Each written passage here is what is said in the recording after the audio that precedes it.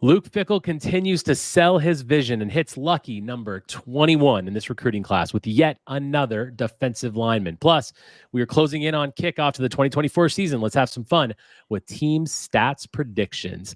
I'm Rajiv. He's Justin. Here we go. Welcome to the Bucky Report, your destination for all things Wisconsin Badgers. Authentic takes. Oh my God. Game analysis. Touchdown Badgers! Ring one up! And discussion from the fan perspective. Woo-hoo! Thanks for joining us and on Wisconsin.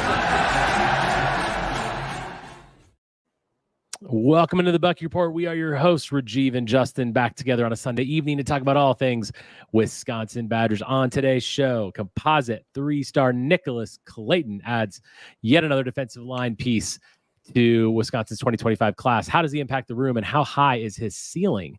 With 21 commits in, we get into who we want to realistically fill the last remaining spots in the class. Kickoff is just 68 days away. We preview things with some team stats, over and unders.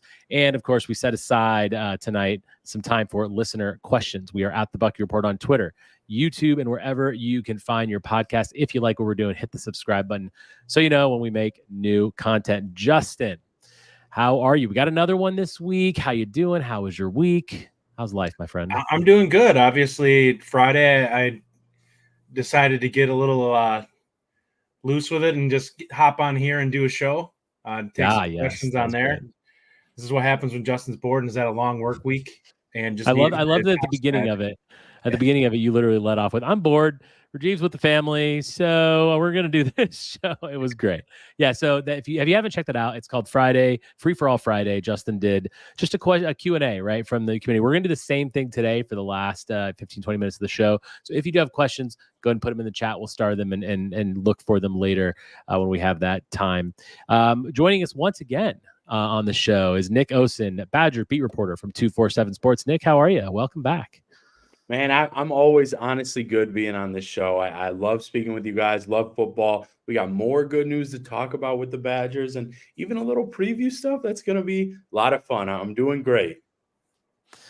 Yes, we are always happy to have Nick join us on the show. All right, guys, so let's kick things off here. Before we jump here, I got to ask this. Nick, is your first name Nick or Nic?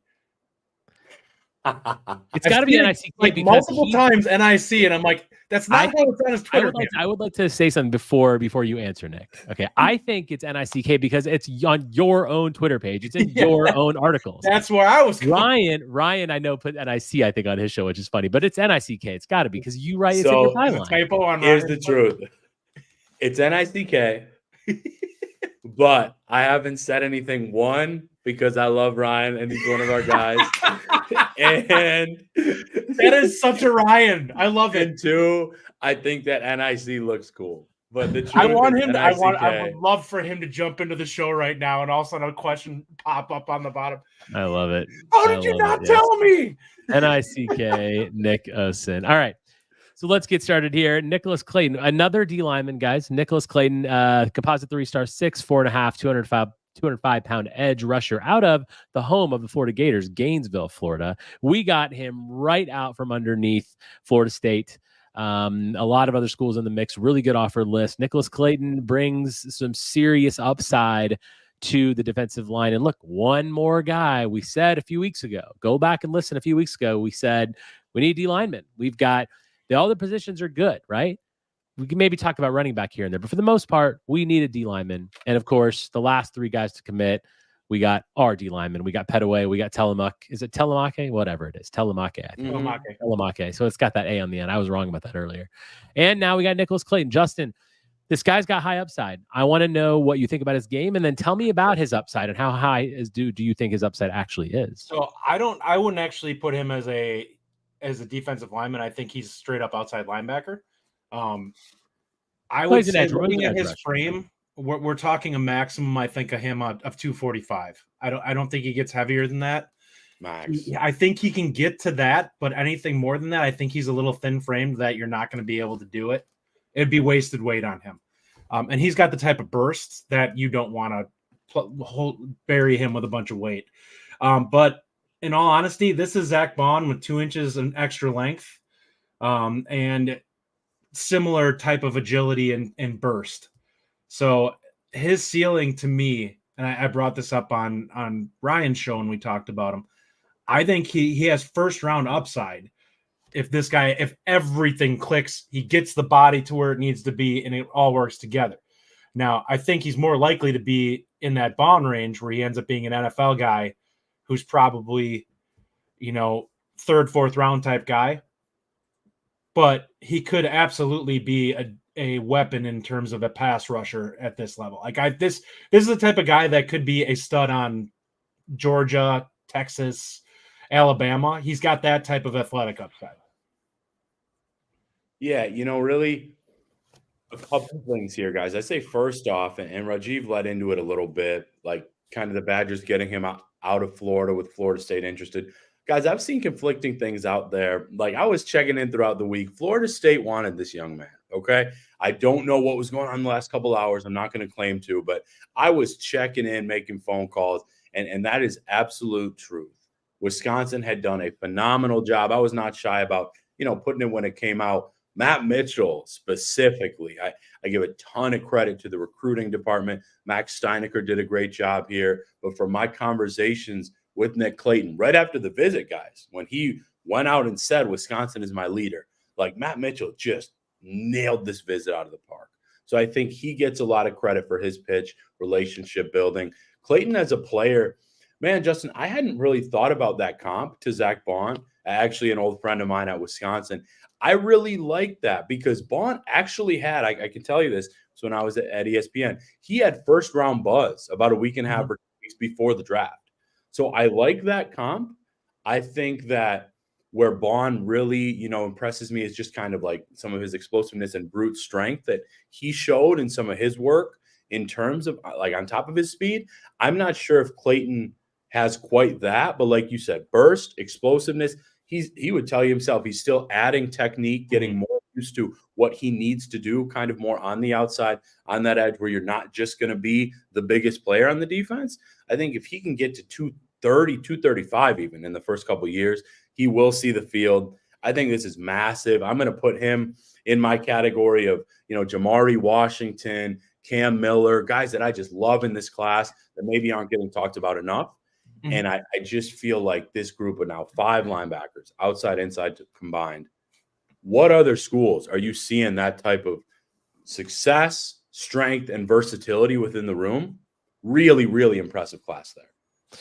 Yeah, the athleticism, as we talk about, just keeps kind of going up on the rise. I agree with you. Obviously, he's an outside linebacker, but I do think you're going to see him most often in kind of down on the line in an edge situation and pass rushing. Like definitely, yeah. I mean, I feel like the guys. Mm-hmm. So I think it's kind of like I still think of it as a D-line combo outside linebacker. But that being said, I mean, yeah, look, the guy he's got such burst. He's fast. I feel like he has really quick feet too. It's not just like speed is speed, but how quickly he can bust through holes and quickly make the attack moves that he wants to do.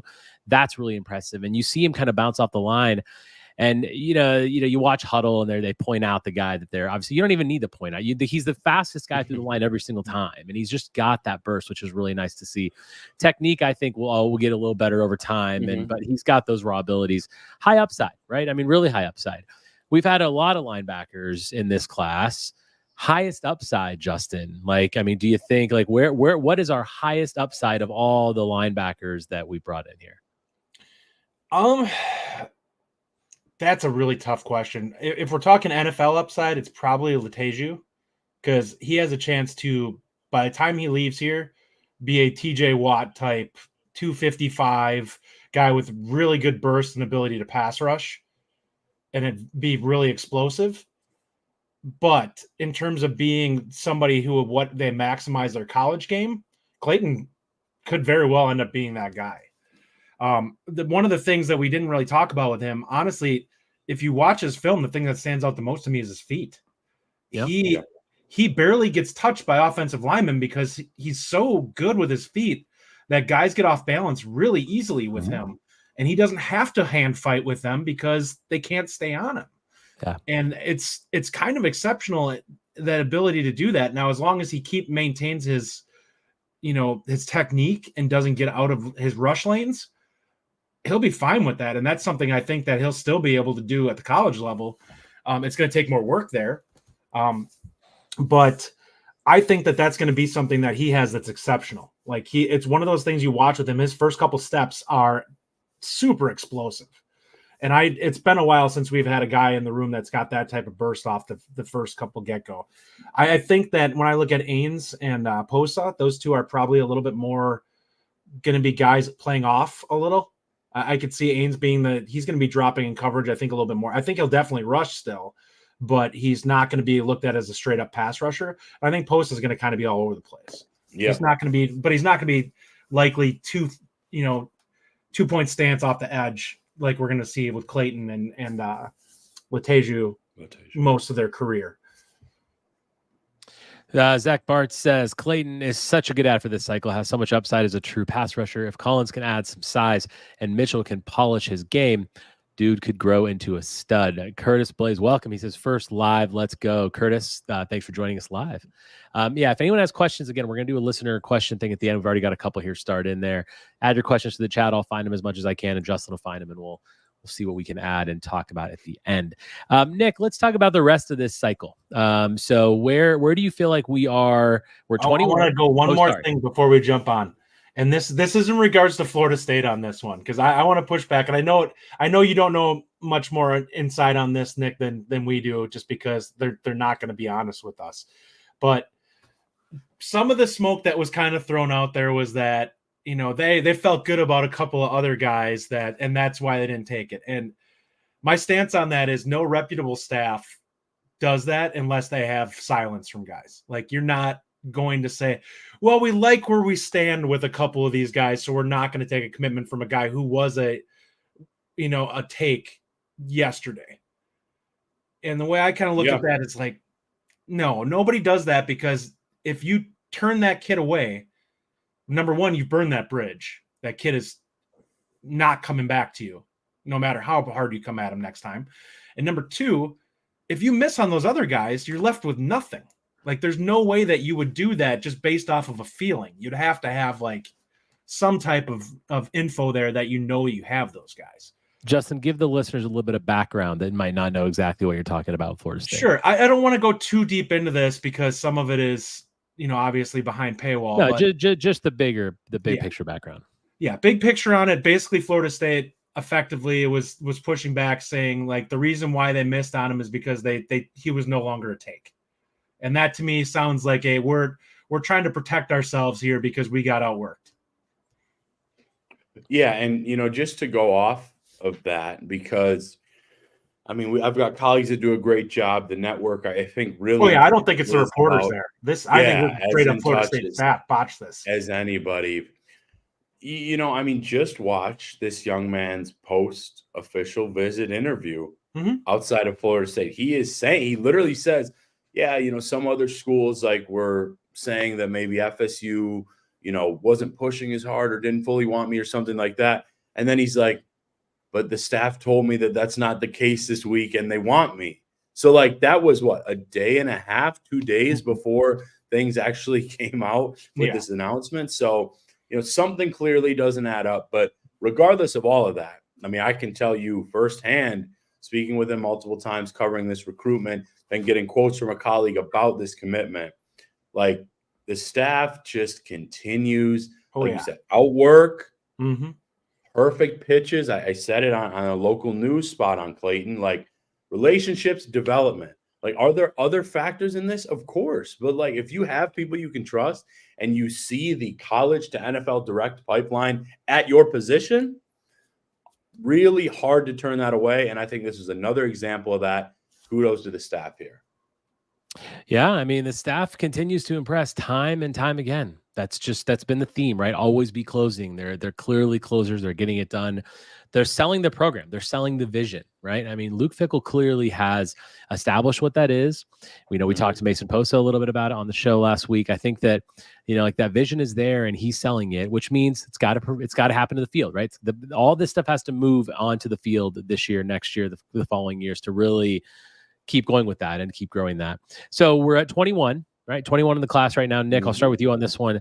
Tell me about who you realistically think can round out this class? Who are a couple more targets that you're feeling like, okay, like if we had these guys, I think this is kind of where it realistically could go, and who you want in there? Yeah, Rajiv, I really love and appreciate how you put that. Obviously we know how in recruiting, how quickly these things can change. But as we're recording the show, I think that Hardy Watts is still very much realistic. We all felt like Wisconsin had taken a leap over Clemson. I'm not convinced that Wisconsin wasn't the leader after his time in Madison. I've even heard some buzz that that was pretty kind of well expressed from Hardy Watts. Just a little bit of that. Obviously, the Michigan OV was just happening, so we'll see how that changes things. But in terms of realistic, as of now, that's a name. Moise Tunkara. I've gotten to know this young player and, some people close to him pretty well throughout this recruitment. Arizona is a school to watch. However, I do really like Wisconsin's chances. And I know that Justin and I have both been pretty impressed with Lance Leipold at KU, but I would be surprised if he ends up in Lawrence. From my understanding, mostly between the Badgers and Wildcats, at least checking in, and certainly still pushing, at least from what I have last heard as of now, with a corner. We'll see if it's Zay Gentry, though I do have a hard time seeing him leave. Trey Poteet, you got to feel like, yeah, he's saying, Tennessee has been a leader, and I do think they are the leader, but I also question why that hasn't kind of been made officially. I see a D lineman at some point, and then I think like a potential late riser in terms of a DL or an RB. Otherwise, that right there is 26 guys, which even as you are building and trying to develop through high school, that's a pretty sizable class. That's what I'm thinking, guys. I know there are a couple other names out there too that I'm sure we'll mention, but from my understanding, a couple of those other names are certainly at least trending to other spots right now. Mm-hmm. Yeah, I think Moise is the big one. I think Hardy Watts, I think that's a coin flip. I'm just going to be blunt on that. It sounds like, he's still in play as of right now. And if he came off that visit without committing, I think that was one of the things that Nick, you and I talked about kind of in the background on it was if he doesn't commit on the visit, I feel really good about Wisconsin's chances. That to me is telling if he didn't commit on the spot, because one of the things that we were most concerned with was, would he leave campus still available? And if that's the case, you have to feel pretty good about Wisconsin's chances. Now, they definitely still couldn't miss on him, but the fact that he hasn't committed yet is important. Defensive line, I think we're in agreement. I just don't think right now, if you miss on Pavey and Garcia, you're bored. You have no offers out there currently that I'm aware of that we're really in on. I think you need to kind of reevaluate and figure out the late risers. And I'm not sure that you're going to do any worse than what Pavey and Garcia are with the late risers. Like, you might find some guys who really jump this, late here. And I think there's probably honestly quite a few staffs that are doing that, because I've said numerous times, I just don't think this is a super strong defensive line class. And I think a lot of people are kind of looking to be like, okay, well, there's nothing that I truly love here. Let's not make offers just to make offers. Let's find what we want most.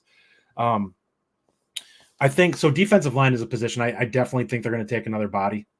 I think the big three would probably be Hardy Watts, Moise, and that. And I think Lennon's still in play. If Ohio State doesn't take him, I think Wisconsin's in the driver's seat there. It really comes down to whether or not they'll accept a commitment or if they're keeping him warm. Yeah, I totally agree on Moise and Watts. Watts, gosh, what great film that guy has. How impressive would the class in that room be with Hardy Watts? Just an incredible looking offensive lineman. Moise Tunkara, yeah, I think he's fine. I don't know that I feel like that's gonna be the ad. I think that listen, I like the guy. I think we could get him. I think we've done well at that position, and we'll see. I'm hoping we just get a couple more D linemen. We'll take the interior D linemen and do two of those, but that's obviously wishful thinking. But we'll see. It's ultimately, though, I think that we can all agree that whatever Fickell's doing is working. Whatever he's selling to these players, he's doing a great job. We're going to actually take one of these questions right now. I've been starting great questions, by the way, that have been coming in. Michael Wagner put this up. Justin, you started. It's a good question we'll take now. If you had to grade this class, what would it be? I say B. That's what Michael Wagner says. Justin, where are you with this? I think it's a B+. I think it's a slight step. I'll be honest. I thought last year we were an A.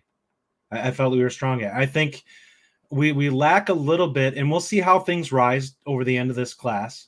But I'm not quite sure there's a Haywood in this class or a Willer type level recruit where you look at it and you're like, this is a top 150 type guy. And I think that's probably the difference between this class and that class. But athletically, I love the upside of the guys that we have. And I think that we could look back on this class and say there's 5 or 6 guys that we hit on that are absolute studs that we got out of this class. And that's what you're looking for. You want lottery tickets to guys that are going to be that you can win the Powerball with, not necessarily like the scratch off that you can win $100 on. So Wisconsin's taking their shots. They're going after they're going to either, and I will say this, I don't think these are a lot of boom bust guys. I think there are a lot of guys that have solid floors, but their ceilings athletically are very high. And so at worst case scenario, you're getting solid starters, most likely, if things come together. And if you don't, I just don't think it's a wasted. Like, you can look at it from where we're at right now. I don't see anybody that's a reach. Like, I really don't, looking at this group. Yeah, that's a really good point. I mean, you have the floor ceiling discussion with this class, and you think athletically, yeah, we've got a higher ceiling. I think the ceiling clearly is higher. The question is that did the floor drop on some of these? Are we taking shots at them? But I don't really think we are. I think that's the beauty of when you focus on athleticism, just in that sort of realm. Athleticism, like, it automatically increases the floor just because, like, you have that. It increases the ceiling, and when you have that good athleticism, you're going to have a floor that's higher because you can play in different spots. You're going to be a special teams impact player if you're not even going to see the field as a starter. There's so many things that come with increased athleticism, and why that matters so much is huge. Paul Chris was playing pull tabs in recruiting. Yeah, the lottery one is good. So let me say this. I do agree. So I agree with your B+ grade, by the way. I was gonna A- B+ I think it could get to A-. I mean, you get to bring in a guy like Watts and Woods and these guys. Who knows, right? I mean, we could definitely be talking about an A- Woods A class play too. Like, I don't think anybody's heard anything on that one. Right. So I mean, I feel like I'm with you on the grade there. Nick, what do you think so far about this class? Do you want to give us a grade? Yeah, I'd love to. I think, as Justin would say, I'll slightly push back a little bit, as you say, on kind of the floor ceiling aspect. I think that I don't feel anybody's had a reach. I think that collectively last year's class had an incredibly high floor. Mm-hmm. I mean, I'm seeing the names still that's definitely was getting to campus. Yeah, definitely. And so I think that is what safely puts it a little higher for me. However, I thought that last year's class was damn near an A+. Yeah. I know that there were a couple D linemen that the staff felt really good about at one time before I kind of got on this gig that maybe went elsewhere.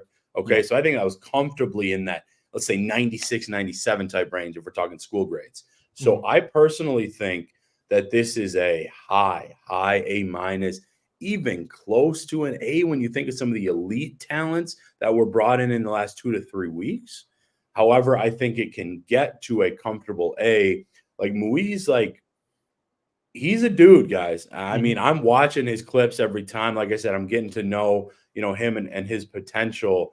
And I think he could be that type of guy in the Big Ten as that outside boundary wide receiver. So I think that he would be massive. Hardy Watts, that's a massive type of leap.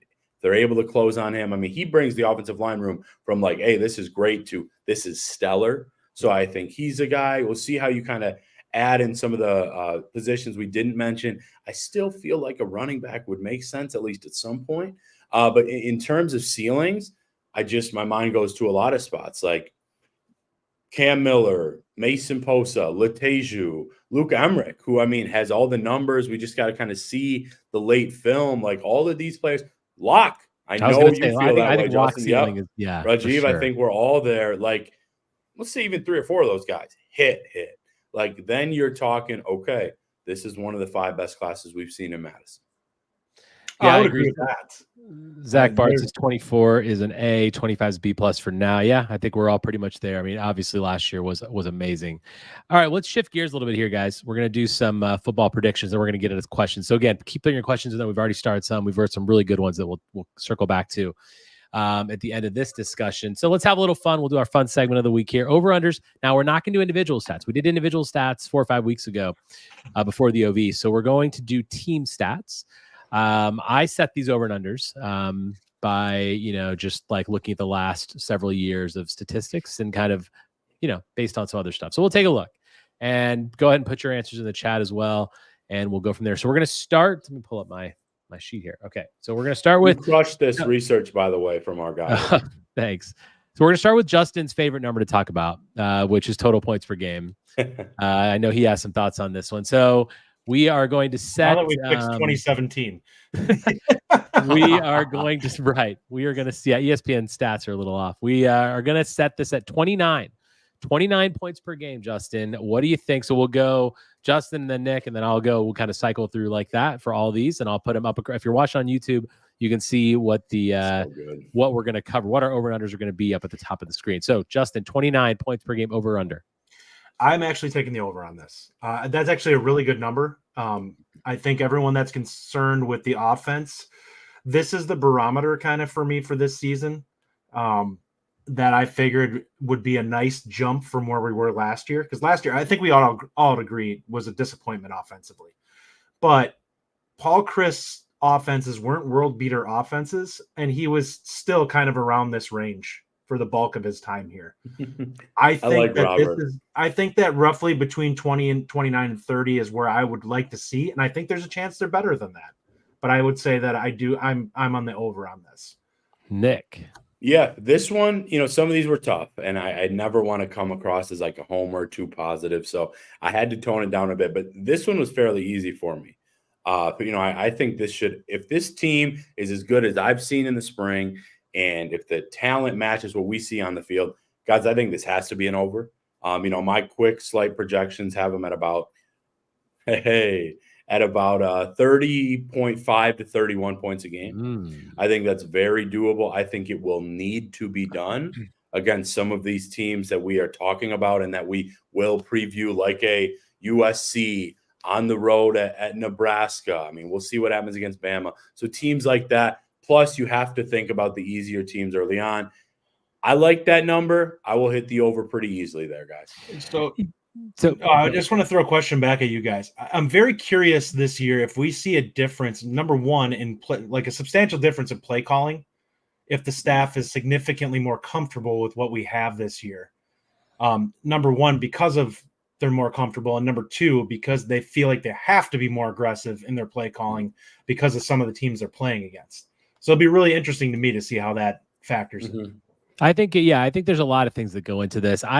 Listen, you guys know me. This is like a banner day here. I'm going to actually take the under on this because I think it's a big jump. I mean, I know we went from 23, and by the way, I think we're going to be very good. I just feel like 20. If you would have told, if this was 28 and a half, I might be like, I mean, 28 is basically 28 and a half is where I think it ends up. I think we're going to be pushing 30, which, listen, I think that's still good. That's still fine because I also think our defense is going to be better. And the other thing is we're playing a very tough schedule. You have to factor that into. You factor playing Alabama, Penn State, Oregon. These teams all have good. Now USC doesn't necessarily, but a lot of the Big Ten, Iowa, they've got good defenses, and we've had those issues in the past. We have no idea what we're going to get from Tyler Van Dyke. Let's hope we get the number that we're hoping for, but just in the sake of right now, how I'm feeling, I think we're getting about 28 and a half points per game. I think our defense will be better, so I think we're going to win more games. I just think that we're going to give up less. That's where I'm at with that. Let's move on to number 2. Sorry, I lost my screen. All right, so yards per game. We are going to set this at 390, just for sake of discussion. We were at 381, 363, 370 the last 3 years, but in the 400s prior to COVID. So, Justin, 390 yards per game. I actually think the offense is going to be better than last year. I think we're in the 380s last year, and we were pretty inconsistent offensively. So I actually think that we will hit this. I think it's going to be. I don't know if it's going to be significantly over it. I don't think we're going to be like a 420-yard team, but I could see us in the 395-400 range, which would be a nice bump from last year and prove that we've made some progress. Yeah, to me, I saw an offense, if this group stays healthy, will be, maybe I won't say elite, but a really, really good unit in the Big Ten against some really good defenses, like you mentioned, Rajiv. I feel like to hit the points that we just talked about, you set this number at 390. Mm-hmm.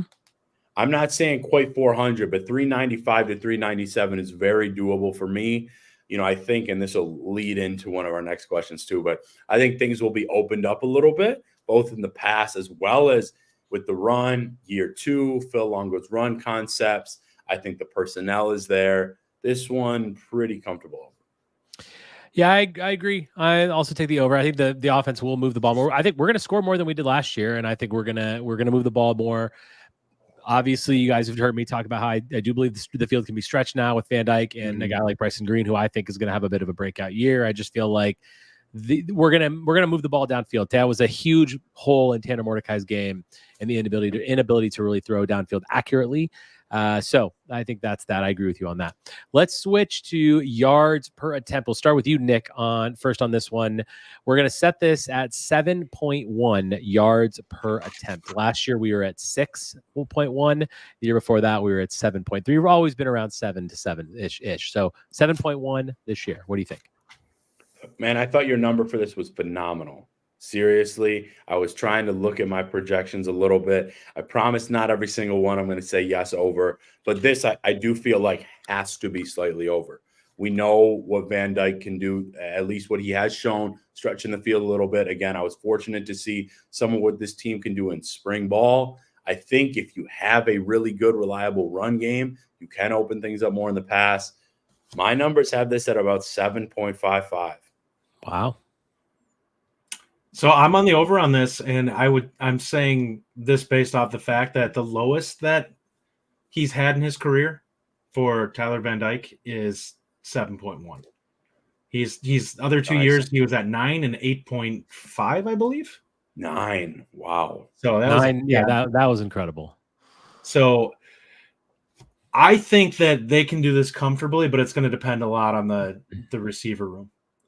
And he's going to have a solid year, but I think that they're definitely capable of this. So I think it's going to be cleaner quarterback play. I just think it is. I think last year we had so many factors that fed into the passing game not being good. It wasn't all on Mordecai. I will stomp my feet and say that as much as possible. There were so many factors that were a part of it. Yeah. The snaps, the receivers weren't totally comfortable in this offense yet. But I really think that Van Dyke has a chance with Longo working with him and going back to an offense that's more similar to his freshman year, that I think that the numbers will be more respectable. I would probably put him around 8, which I think is a really nice year. Wow. I'm going to take the over on this, but very slightly. This is low key. This is one of the most important stats, I think, in football. I love this stat. I think it really just kind of sets the tone for what you're getting from your offense. And 7 to me is kind of that line of this is, you got to, if you hit 7, you've got a pretty decent offense. And I think I agree he's going to be over that because, he's going to be over on the yards. We are going to go up in points. So I'm going to say over as well on this one. Let's go next to the running back room. So we're going to go rush yards per attempt. And we're setting this exactly at 5 yards carry. It's a little bit high. What do you think, Justin? Oh, man. I hate this because you've seen my diatribes on Malusi. And why I don't like this one, because of the fact I've said 17 of the 22 games that he's started here, he's averaged under 5 yards per carry. So it's a really tough number for me to look at it. I do think the line is going to be better. I think that Tyree is going to be somewhere in that 5 to 5.4 range, somewhere in there. And I think that Malusi will have a solid year. I actually feel pretty good about this, but I don't think it's going to be significantly over. I'm gonna say we get it, but I think it's going to be more like a 5-1 or 5-2. It's not going to be like the good old days when we were getting like 3 backs that were like around 6. 6 plus even. Yeah. Yeah. I mean, I don't mean to just be gassing my guy up here, but like you kind of said, Justin, the numbers here were perfect. I'm going to go Price is Right rules here, guys. I'm going even. I'm going to go even on this one. Yes, I really do think this is a push. Like 4.9 to me, 5.1. I think 5 is a sweet spot. I hear what you're saying about Malusi. I think he looked really, really good when we got some opportunities to see him in the spring. Walker's a game changer that I think more people have started to talk about. He was better than I anticipated, and I even saw him play at Oklahoma, even live, covering previous stop at Iowa State. So I think this is a really good number. I think it needs to be bare minimum 4.8 for this offense to really reach its potential, but I think it will. I mean, at times, I think the O-line looked good when guys were healthy in the run game. I think they looked even better in the spring. Year 2 again. So I'll say a push here. Go ahead, Zach Bartz also can factor in one of the freshmen popping off and having a phenomenal freshman year, giving us possible 3-headed backfield with Malusi, Walker, and Pickafrush. We could hit that over. That's possible. If there's a back that I expect to get around that 6 number, it's probably going to be one of the freshmen, and it's going to be a mop-up duty. I don't think there's going to be anybody that I expect to come out and run roughshod over the teams we're playing. But I wouldn't be shocked if Dylan Jones comes in, gets 75 carries this year and ends up averaging over 6 yards. I think he's got that type of talent. I think he's going to push his way into there because I think he's the most all-purpose of the backs that we have. But that's going to take some time. Those guys not being here for the spring is going to set them back. It might be a Tuca, given the fact that he's actually been able to kind of get his feet wet. The other 2 guys are really going to struggle to get reps in the fall. Guys, I've said it before. I've said it here. I've said it in my writing. The running back class is incredible, but I'm telling you, I mean, I saw it. I heard it from Coach Spalding in our press conferences. I still think people are jumping over Aker and Yak a bit. I think you are going to see those veterans, and I think that if the O-line can do what I expect, they'll have a decent Yak too. But I hear you.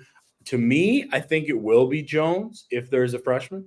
I love Dupree's all-purpose ability too, but just from what I've seen, Jones' tape, his size, what he brings, and kind of his mentality. He's more traditional. Probably the most college-ready in the system. Yeah, so I'm going to go just slightly under. The reason I put it at 5 is because I actually thought it was going to be. I would just wrote down 4.9. This is my just quick prediction. Couple reasons. We only have 2 kind of cupcake teams on our schedule, not 3. Alabama's the 3rd non-con. That's very difficult. So just looking at you're going up against very fast defenses throughout the schedule, especially after the first 2. We are playing USC. Well, that's fair. That's fair. But the thing is, I mean, I feel like you're not, in order to get those numbers up, you got to have some big home runs as well. Mm-hmm. And so I don't know that we're going to have a lot of that. I think that the run game will be more effective. You've obviously talked about the line. You guys covered it all. I'm not going to regurgitate that, but it's, but we're going to be better, but I don't think it's going to be a 5.5 kind of a year. It's still going to be really good though. Okay. A couple more here. Fumbles lost. Okay. So lost fumbles. Last year we lost 12, year before we lost 7. 10.5. Let's do a quick one here. So 10.5. Nick, take this. 10.5 fumbles lost. Easy under for me. I mean, this was one of the easier ones. I just trust these veteran running backs. I think the line will protect Van Dyke very well. Now, he's got some wheels. He can move, and at times, that ball gets popped out. But I don't think he'll be as reliant or need to be as reliant at times as we saw Mordecai last year. And again, not really his fault at times either. So, yeah, you said 10.5. I'd put a lot of juice on that under too. I'd put that number at 6 or 7. I think it's going to be the under. I don't think I go as low as 7, but I think it's going to probably be in that 8-9 range. It's somewhere in between probably. I don't know how I feel about the backs that we have in terms of ball security. And if they're young backs that get out there's always a chance they may not be fumbles that hurt us, but young backs always have it. And even Acker and Yakimelli don't have a ton of reps. And I think Yakimelli put it on the ground a couple of times last year, if I recall. So those guys are still kind of novices in terms of their college reps and running. Yeah, I guess I should have said this one a little lower. I agree with you. It's going to be, but I think 9 or 10 is where the number is going to be. I don't think that we're going to have a 7-year. Yeah. Remember, look, first year quarterback in our system, he's going to drop the ball back there too. He tries to hold the ball, and I mean, there's going to be times where some of these Big Ten guys put a hit on him, and he's going to let that go too. So I do think that 9, 10 is probably where that number is, but yeah, that might have been a little bit too high. But let's go to interception. So this is not Tyler Van Dyke throwing them. This is our defense intercepting the ball. So the number is 14.5. Last year we had 13 picks. Year before we had 17 picks. So 14.5 interceptions for the team. Justin.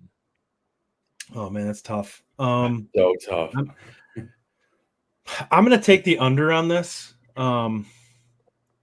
I don't see Rico getting 7 again, which I think will paint this a little differently. I think he'll probably be like 3 or 4. And I think you may get, 2 or 3 from Fort Greene and then whatever you get out of the safeties. But I think it's asking a lot to have somebody pop off for a huge number. It could happen. I think the defense is going to be really good. But I'm not totally sure that we're going to see that. I think will be more disruptive. So there might be more sacks. But a counter to that is if we are more disruptive, there's a chance we see more turnovers because quarterbacks are throwing the ball when they're under duress. So I could be completely wrong on this. Yeah, I think you are. I'm going to take the over. That's totally fair. And so I agree. Rico's not going to have 7, but I think you're going to see the other cornerbacks and the other safeties kind of get in the mix there too. Again, we've talked about it a lot. Athleticism is in that defensive backfield, and I think you're going to have some linebackers in coverage that are going to cause some disruption. And you're right; it's all about the disruption behind the line of scrimmage. If that happens, I think we will create them. And I think we're going to become a very opportunistic defense. It's kind of a hallmark of a Luke Fickell system. So that it begins to kind of generate more and closely to what Tressel wants, I think it will be over on this 14.5. Nick. Yeah, Rajiv, I was hoping that you went to me first on this one because Justin said so many of my things. So this was the toughest for me, without a doubt. Even as I'm saying this, I don't know which one I'm going to go. But no, in all sincerity, at first I was like, that seems a little high.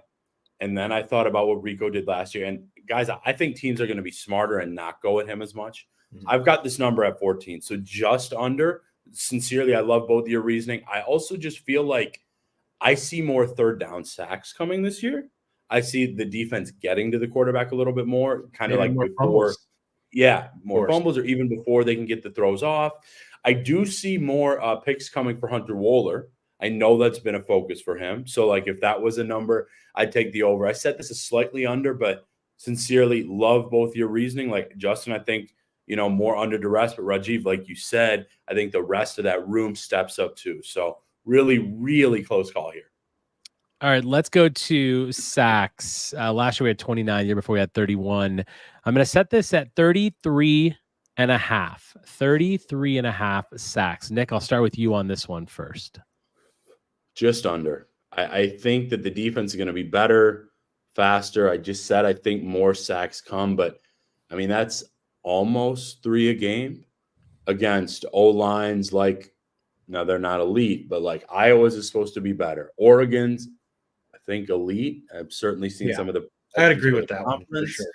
Bama, generally pretty good there. And again, not as many easy teams. I think the defense is going to be light years better, but you said 33.5. This is one, along with fumbles lost, I want to make sure we come back to. It'd be a fun exercise.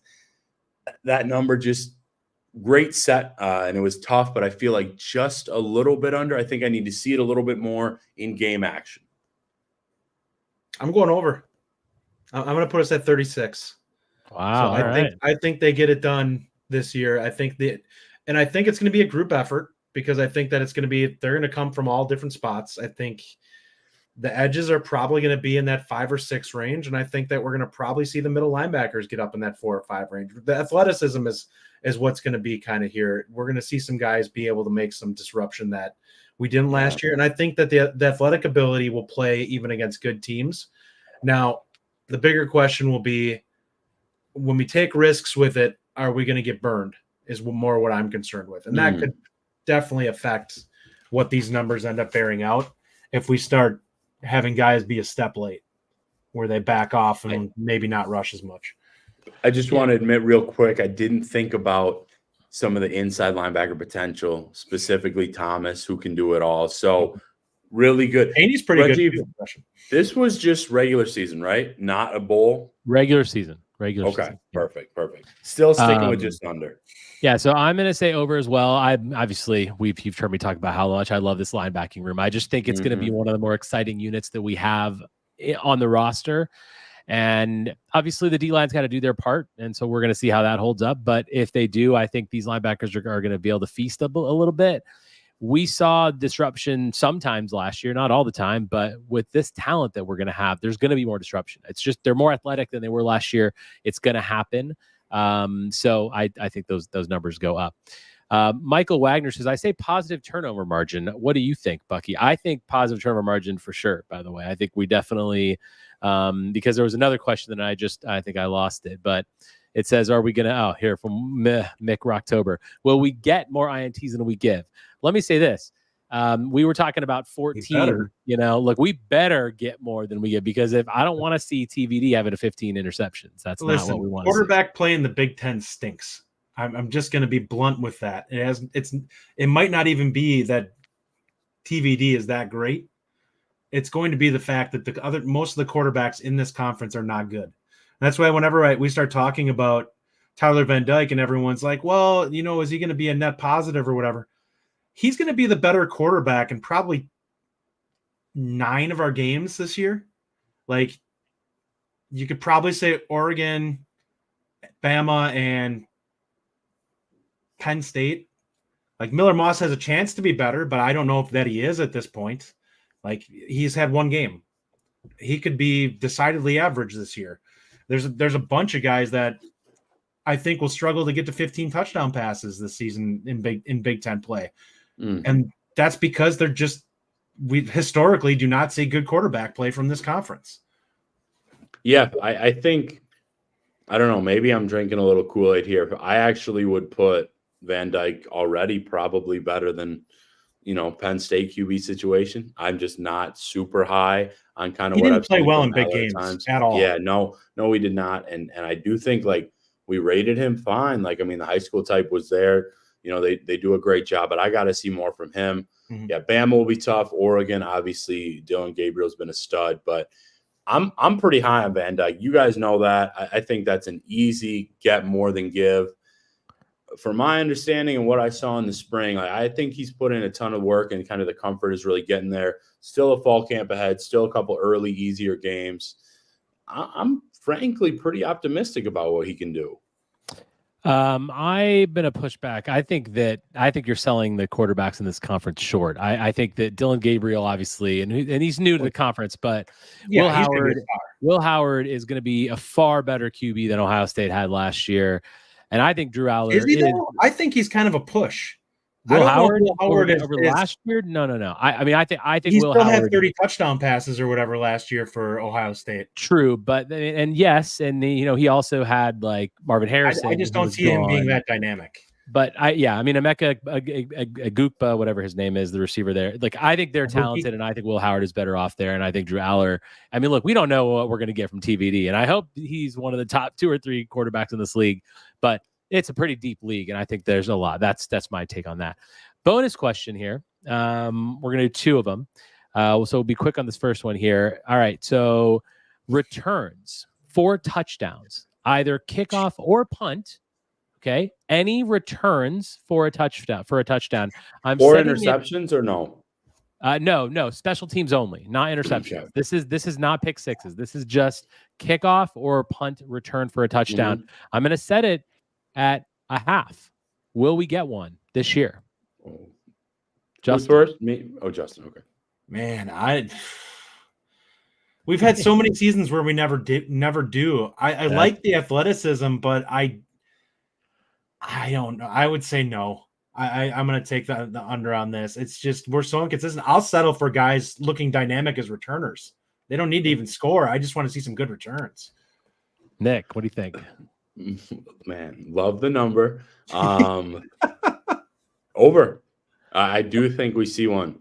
Whether it's a guy using like pure speed like Vinny Anthony on a kick return, or Tretch getting his opportunities and just making guys miss.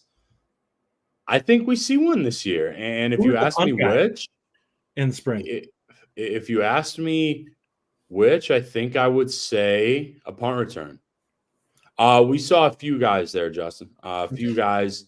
I know he got reps at kick return. I believe Vinny got some punt. I know that Tyrell Henry got opportunities, and I believe Tretch was back there at times as well. So I've got a funny comment I want to put up here. First, Zach Bart says we'll get one. I'll be positive here and give us the over. Justin and I were along with Ryan Herrings, we're at the Ohio State game last year in Madison, and we all know how annoyed we were all of last year with kicking off the ball out of bounds. And of course, it happened in the game that we were there at. And Tyler Struber says, "What's the over under on how many kickoffs are out of bounds?" And this better be under one, because we might see Luke Fickell kill a kicker if this happens again this year. That to me is one of the most inexcusable things that any kicker does. I'm sorry. I know I'm not a kicker. I'm not trying to claim to be a kicker, but boy, oh boy, you got to not kick the ball out of bounds. So that better be 0 this year. I'm sure it's going to happen, but it can't happen with any kind of consistency like it happened last year. Another bonus question. This is the easy one. This is kind of the big one, if you will. This number's been out there. It's actually what the Vegas number is out there right now. It's 6.5 wins. I'm going to start here. I'm taking the over. It's shocker. I mean, I don't think I've said before that the floor is, 6 or 7 or 5. And I think the ceiling is much higher. And I think that we're going to finish around eight wins. That's where I'm at right now. My prediction is 8-4 in the regular season. 6.5 to me is a bit low. I understand why Vegas set the odds there, because the schedule obviously is the reason for that. We've got a lot of teams we're going to be playing that are difficult, and you look down that schedule, it can be getting that 7 wins will take work, and it's going to take a good season. So I'm going to take the over on 6.5. Nick, we'll go to you next. Man, I have talked about, written about, texted with friends, including you guys, about, to me, this line states you need to win one of Bama, Penn State, Oregon home, USC, Iowa, Nebraska road. One of those games. I could see Wisconsin winning at least 3 of those games. Even if there is a slip up to Purdue or Rutgers or a team like that, Northwestern. This is such an easy over to me. And I think there should be juice on it. I've got Wisconsin winning closer to 8. We've talked about the potential of 9. Mm-hmm. I just think it's a bad line. I'll be blunt. This line says to me they don't believe in Luke Fickell. In all honesty, it does. Because when I look at this, it's like you're effectively saying you don't think that he's going to take a step this year. Because in all honesty, these are not the traditional teams that we've seen like Oregon is. Okay. But I don't think it's a super I don't think anyone's truly believing that Penn State's a powerhouse this year. Mm-hmm. I don't think we've seen enough from Millar in big games to look at them and be like, he's it. I don't think that anyone has any clue what USC is going to be this year. So it's not like Caleb Williams last year when they came in, where you expect them to beat us. Because if he's even average or even just good this year, USC could really come down to earth. And then I look at it with Alabama. This is probably the weakest Alabama team in maybe the last decade. Like, they lost so many guys to the portal, and they're reshuffling with new schemes and everything else. And it's no longer Nick Saban. As good as DeBoer is, he's not Nick Saban. Look, so let me say this. I think that I don't think that there's any bad lines in Vegas. Okay, Vegas does this for a reason. I don't. Vegas, with this city, wasn't built on bad lines. That's all. It's just I'm going to start there, and that's kind of what scares me as someone who lives here and who understands the betting world a bit. I think when you have a line that looks like that, and you know how many people are going to take the over on that because of what you just said. Vegas tends to make money on stuff like that. So I really hope that's not the case and we don't have a 6-6 season. But I'm just saying, Those lines are there for a reason, and this city was built on good lines. But that being said, comment in here from Matt Van Grinson says your ceiling is 11-1. That's right. I know a lot of people disagree with me on that. That's ceiling. That's everything going perfect, by the way. Ceiling. This just feels like they think it's a Paul Chris team that's going to be playing all these teams. It's the schedule. It's who knows, and it could be, like we obviously have to play a lot better than we did last year, because if we played like we did last year, this year we're gonna have 6 wins. We're gonna have 5. Like that, we have to be better. So that I think a lot. They will be. And a lot goes into that. There was a lot of always talk about extenuating circumstances with last year. And I'm not making excuses. I'm just saying, like, we all looked at last season and we're like, this is not acceptable. And it sounds like things were a lot better in the spring than what they were prior in terms of just things being cohesive that were massive problems last year. Snaps was a huge one.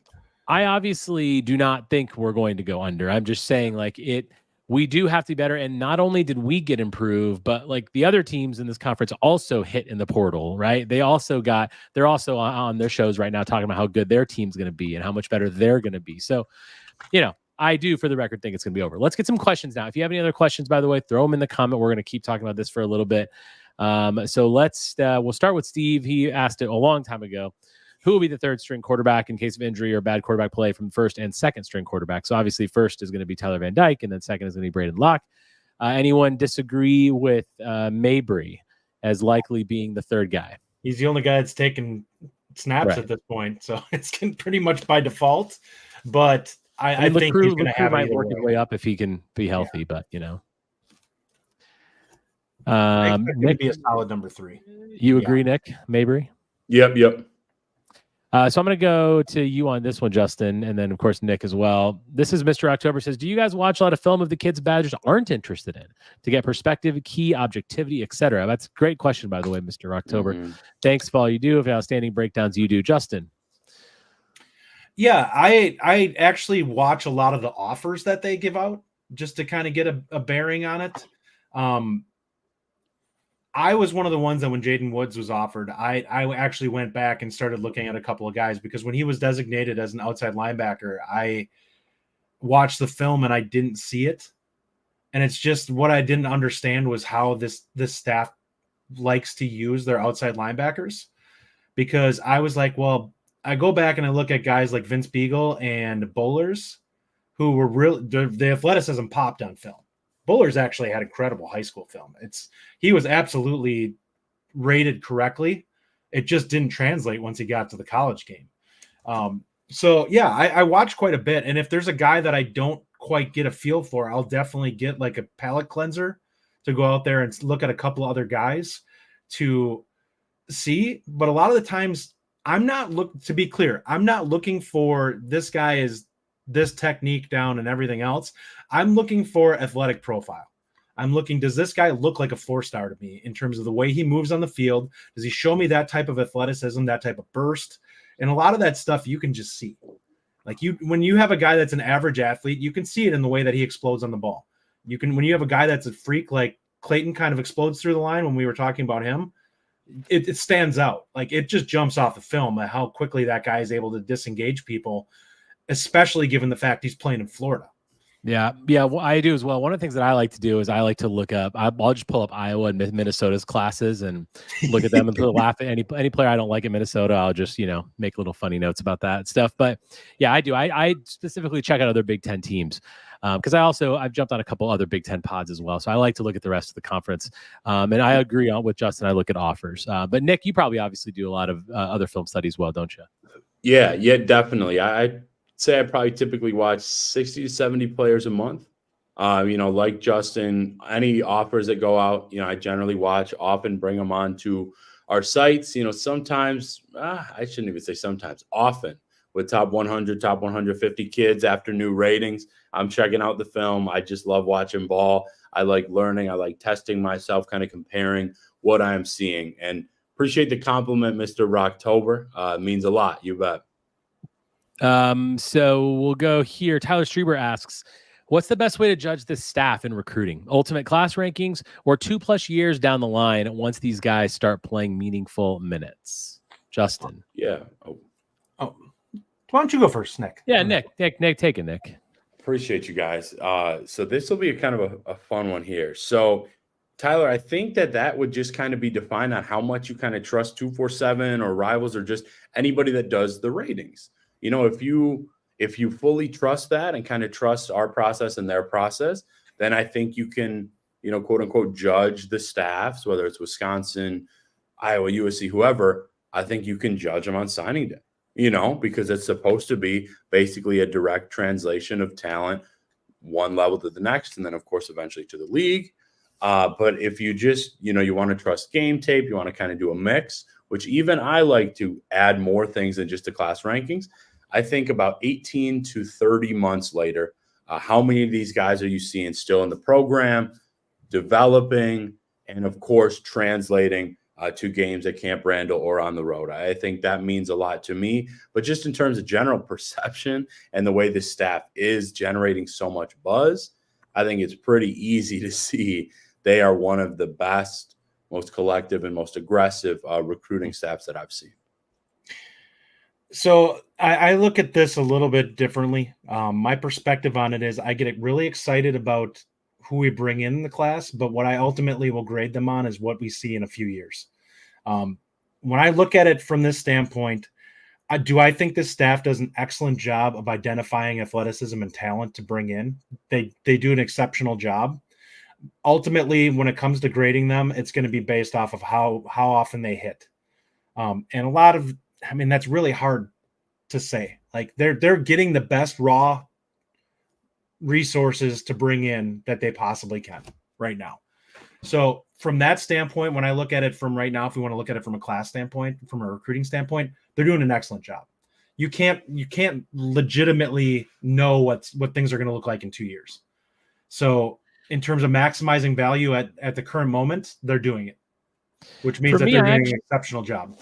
I actually look at it a little differently than you, Justin. I actually really do focus on the class rankings for the recruiting piece of it, because in my eyes, the coaching part of it and the development part of it is really what you do with that. So I really look at the upside and say, okay, they've brought in high upside guys that are, you know, the 3, 4, 5, whatever. And so these are the guys that they've got. And that to me is what you recruited. Now, what you do with it and how good of an assistant coach you are and how good of a development program you are, that I think is a separate discussion. But for me in recruiting, I do really focus on just now, because anything can happen, injuries. There's so many things that can happen between now and then. Yeah. And we'll go with a couple more here. This is a funny comment here from Robert Swartz. It says, is Nick on the fire guard train? Justin, you haven't sold your ticket, have you? Yes. Well, so Nick, I'm driving the train. I don't think Nick is on your side yet. I am definitely not on the fire guard train. I don't think you're not on that, are you, Nick? No, definitely not. You know, Sorensen, I like how often he comments here. We appreciate that. Definitely not. You know, I think that I don't think that people kind of understand, and I'm not even fully in the depths, but just really how insane the world of college sports is right now, specifically college hoops. Like just about everything I fell in love with, you know, as a kid, other than basically what's played in between the lines, is all different now. Mm-hmm. Honestly, at times it's really sad and unfortunate. And I think guards' ability to adapt, to lead in game, and I think, you know, knowing who and where to kind of attack with recruiting, I think is continuing to grow as well. Specifically, he's shown some hits in the portal. Definitely not on that train. I'm intrigued to see what this team can do this year. And I don't think people realize, I guess, how tough it can be at times to make all that stuff happen with this program, just because of the amount of change and money we are seeing out there. I'm going to quickly change the subject because I can see the veins in Justin's head starting to widen. No, I've made it clear where my stance is on this, and I don't have any issue with how anyone else feels about it.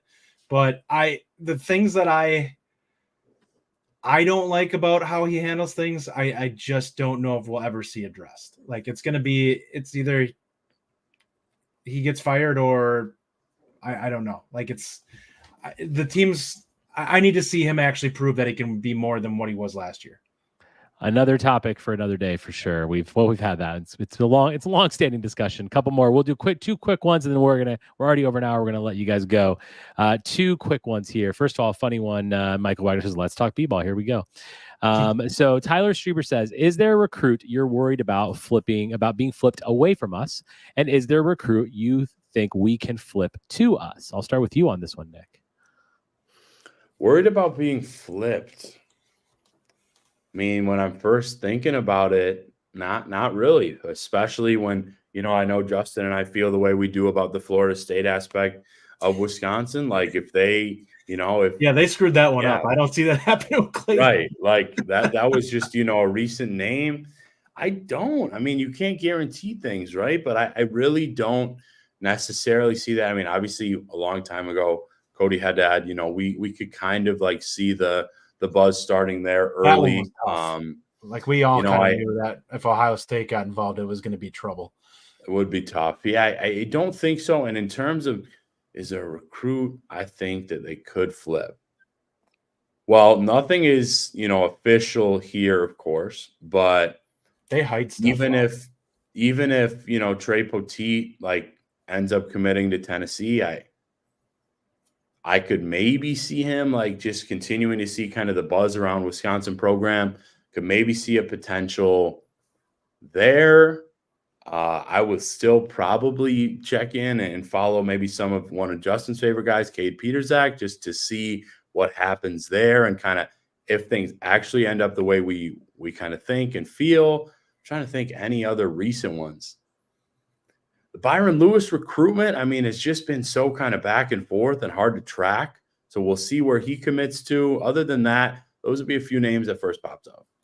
So for me, I think, and I don't want to wish this ever to anyone or to us to lose this guy, but I do think that, I think he's going to stay with us. I don't think we're going to lose him, but I get concerned about a guy like Eugene Hilton only because of his name and because of like if this guy puts out great senior film, I just think that, I mean, he's from Indiana. I think there's a lot of schools, not necessarily in Indiana, they're going to steal him, but it's, Ohio State, Michigan aren't far. I just feel like some of these big programs might just come to be like, try to make an attempt at him because, he is that big name. He has obviously his dad being T.Y. Hilton, but also he's got elite skills that I think if he enhances those in his senior season, I'm a little worried about that. Do I think that's going to happen? Absolutely not. But answering the question, if I was worried about one, I'd be most worried about Eugene Hilton. Justin, what do you think on that one? I'm not terribly worried. And in the case of Hilton, I think that I think he's below what Ohio State would normally go after. And I think that honestly, right now, we had the best possible situation from a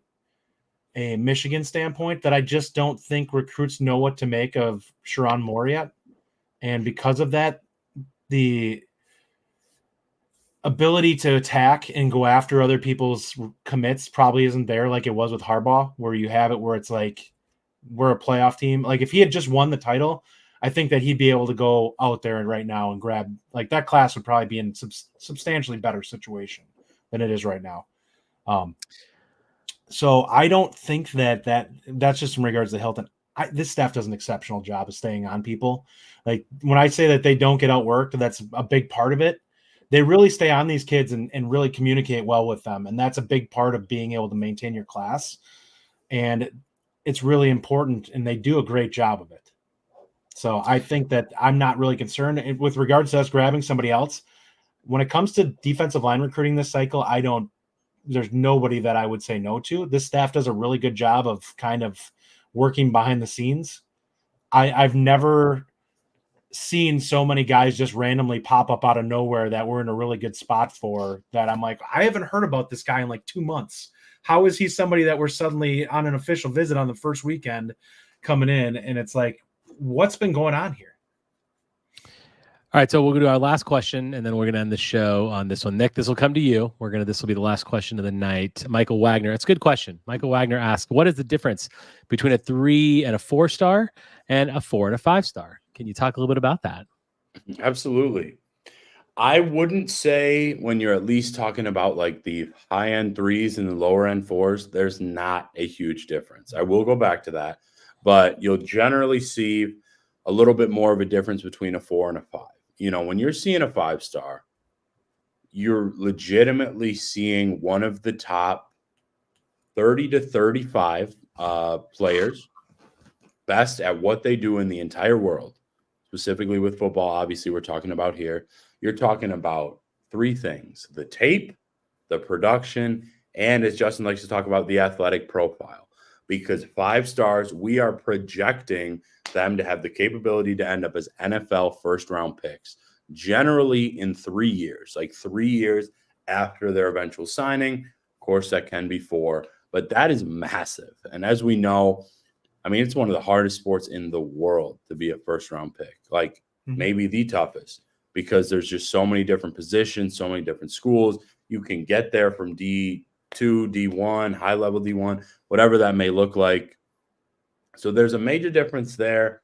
When you're looking at between high 3 and low 4, generally the only separation is really athletic profile, projection to the league, and at times it can just be like, okay, there's, more buzz building in this person's potential, or their testing numbers or things like that. So that's a lot closer. Like an 88 and a 90 or 91, those guys can often be comparable on tape. But like a 92 and a 97, 98, you're generally seeing a pretty big difference there. Good question. That is a great explanation, and a lot of people that don't follow recruiting as much as we do, especially as much as Nick and Justin do. That's a great. And Michael, thank you for asking that. And did you have any thoughts on that at all, Justin? Yeah, one of the things that I'll say when it comes to 5 stars and what people I don't think understand is one of the biggest differences is those guys are effectively ready-made players. Like they're basically ready to step in and start playing as a true freshman. When you look at a 4-star, it's a guy who may be there in a year. And it's a projection that you're like, well, athletically, he's probably a similar athlete to what that 5-star is. But that 5-star has 30 extra pounds on him already of body development that's been done. And we know that he can maintain his speed with that extra 30 pounds. The 4-star guy, you have no idea. He could lose a tenth of a second when he puts that 30 pounds on and suddenly become a slightly worse athlete. And that's a big part of the projection with the 5 stars is that they're already close to their athletic max and the body's already where it borderline needs to be. Now, there's still going to be some refinement. I always say this when I talk about Ohio State and Alabama and the type of kids that they bring in. They do polishing. They do finishing work on the guys that they bring in. They're not doing development like Wisconsin's doing where they bring in a ball of clay and they're like, we're going to turn this guy into a star in 3 years. They want a guy that they can bring in, and we're like, we just need to shine them up a little bit and just get them kind of round them out so that they're ready to play and go out there and just terrorize things. And that will wrap our show for tonight. We went a little bit long. Thank you all for joining us for our hour and 11-minute show tonight. Always a pleasure. Nick Osen, thank you for joining us from the 247 Sports. Follow him on Twitter at @TheRealNickOsen, and of course, all his work at Badger247.com. NICK, guys. Not NICK. That's right. NICK. That's Ryan Herrings. We will be back. We might do another show this week with the Friday, or potentially we're going to be dropping our new Know Your Foe series as well. I'm going to be out of town leaving on Wednesday to go to Canada for a few days, but I'll be back on Sunday. So Sunday night, I think we'll still be able to do our show. Justin will be in Denver next week, which he probably should be telling Rajiv this so that he can find somebody to help co-host. I will be. I will not have computer access for that one. That's great. We'll have fun with that. But yes, so stay tuned for other stuff from the Bucky Report, of course. And as always, guys, thanks for joining us. And on Wisconsin. On Wisconsin. Thank you for listening. If you enjoy the show, subscribe to our YouTube channel at The Bucky Report or The Bucky Report Podcast from wherever you get your content. Until next time, on Wisconsin.